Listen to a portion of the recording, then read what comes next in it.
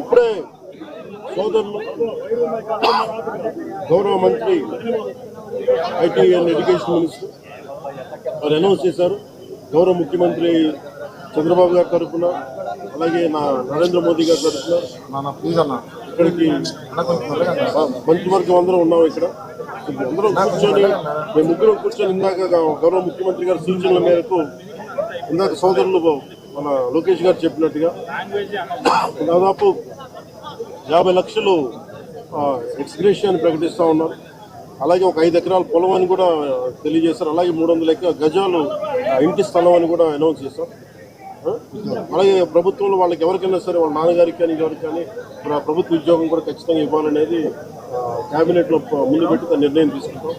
ఇవన్నీ కాకుండా నేను అదనంగా వ్యక్తిగతంగా నేను కూర్చోబెట్టి ప్రస్తుతం వరకు 25 లక్షల రూపాయలు మన కుటుంబానికి నా వ్యక్తిగతంగా నేను సాయం చేస్తానని తెలియజేసుకుంటే ఇది ఇలాంటి పరిస్థితులు రాకూడదని కోరుకుంటాం. కానీ దురదృష్టవశాత్తు ఇలాంటివి జరిగినాయి. మనం అందరం ఇలాంటి పరిస్థితుల్లో భారతదేశ ప్రభుత్వానికి, ప్రధానమంత్రి గారికి, అగ్ర నాయకత్వానికి, ఆర్మీకి, నేవీకి, ఎయిర్ ఫోర్స్కి, ఎంటైర్ డిఫెన్స్ ఫోర్సెస్కి ఇది మనం అండగా ఉండాల్సిన సమయం.